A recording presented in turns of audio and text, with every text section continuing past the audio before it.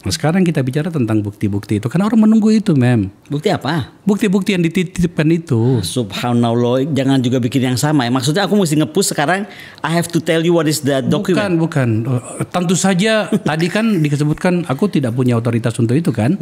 Tapi maksud saya begini, saya harus bicara apa ya supaya ini kelihatan seperti bahasa yang soft. Itu bicara tentang apa sih? Nih, bicara tentang apa nomor 1 udah keluar. Ya. Di acara ini tentang Anies. Nomor 2 sudah keluar. Pernyataan Pak Hasto kemarin dengan video siapa nggak tahu yang tapi itu nggak mungkin siapa? Hoax karena Pak Hasto ngomong sendiri. Iya. Betul? Okay. Berdua. Oke. Ya. Yang hoax itu adalah yang tadi Bapak berpeci bilang saya baca ini itu hoax. Itu hoax. Ada WhatsApp beredar yang sampai viral. Kemudian aku masukkan ke Instagram aku. Itu juga hoax. Saya tidak akan meneruskan ke nomor 3 sampai seterusnya. Why? Emang berapa semuanya? Ntar gue malas sebutnya, ntar gue disuruh ngomong. Oke, pokoknya udah jadi banyak. Dari yang sedikit jadi banyak. Karena sekali lagi saya punya sanksi perdata. Nih gue bacain karena gue bukan orang hukum ya. Kan aku kena sanksi perdata bisa ganti rugi, dimintain ganti rugi atau pembatalan perjanjian. Oke. 2 aku bisa sanksi pidana. Kalau perdata mungkin masih bisa ngobrol di teman gue. Sanksi pidana itu aku melanggar privacy, yaitu mengandung informasi pribadi rahasia, melanggar undang-undang privacy dalam undang-undang ITE. Nah, di dalam orang-orang dalam dokumen itu kan ada juga privacy tertentu. Betul kan? Selain juga privasinya Mas Hasto yang tadi dia tuh membuat saya hanya menyimpan. Yang ketiga, yang paling saya takutkan, Kakak Akbar, dalam hidupku tuh aku nggak punya apa-apa. Yang aku jaga cuma 1, trust. Betul? Kalau itu saya lakukan, maka saya kena pasal pengkhianatan kepercayaan atau breach of trust. Dan ini yang nggak mungkin aku mau ambil resiko. Jadi dengan segala hormat kakak, aku tahu kakak penasaran banget seluruh dunia, seluruh masyarakat Indonesia penasaran banget, terutama mungkin Presiden Jokowi yang penasaran banget, ya atau Madam Presiden Jokowi yang sampai tebak-tebakan di bandara itu gua nggak tahu juga, ya penasaran banget. Tapi please ya, saya juga punya hak asasi saya yang harus saya jaga. Selain hak asasi Mas Hasto, makanya kami itu diikat dalam perjanjian. Kenapa cuma kejar saya? Mas Andi juga sama. Gubernur mana juga menandatangani perjanjian itu, nggak bisa karena ada sanksi notaris itu yang saya sebutkan cuma berapa biji, tapi ada sanksi notaris juga, ada lain-lain gitu. Jadi saya nggak akan mungkin.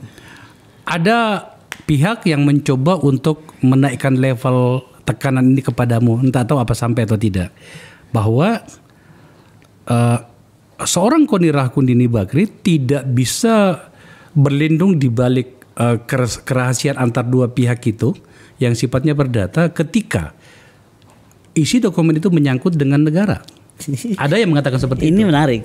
Emang dia tahu isi dokumennya? Gue balik lagi.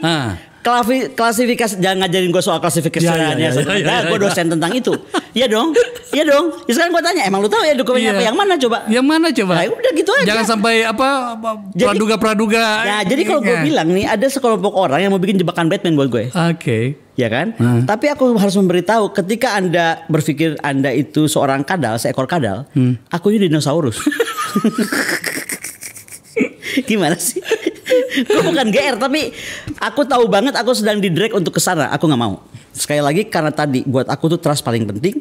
Kedua, ada perintah ketua umum partai, ya Allah, ibu bangsa itu langsung Koni Andi set. Oh siap. Saya itu saya itu pengagum partai paling hebat ini. Ya gue nggak mau partai ini kenapa-napa. Ini bahkan lebih jauh dari itu sebenarnya. Apa? Kenapa pula disimpan di Rusia? Emang kita ada perjanjian, bukan ekstradisi lagi ya. Perjanjian soal kerahasiaan antar dokumen orang perorangan disimpan di situ, itu tidak berlaku di Indonesia.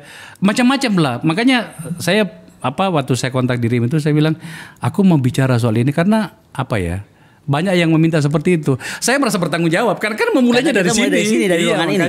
Gini kakak akbarku. Gue ini kebetulan dosen yang dipercaya di mana-mana. Contoh nih, aku pulang mungkin sekitar 4 hari di Rusia, aku harus terbang ke Sorbonne. Aku mesti ngajar di Sorbonne. Dari situ aku terbang ke Le Havre. Ada kemungkinan aku nyambung ke Birmingham. Kan aku kan juga di Nottingham, di Birmingham. Jadi, gini jawabannya. Kenapa dititipkan di Rusia? Karena saat dia telepon waktu itu dan juga minta tolong aku, memang aku lagi menuju negara tujuanku Rusia. Kalau gue tinggal di kutub, itu akan judulnya kutub. Kalau gue tinggal di Prancis, judulnya di Prancis. Terkondisikan oleh situasi waktu itu. Situasi waktu itu memang aku, dan sampai hari ini residensial aku itu di Rusia.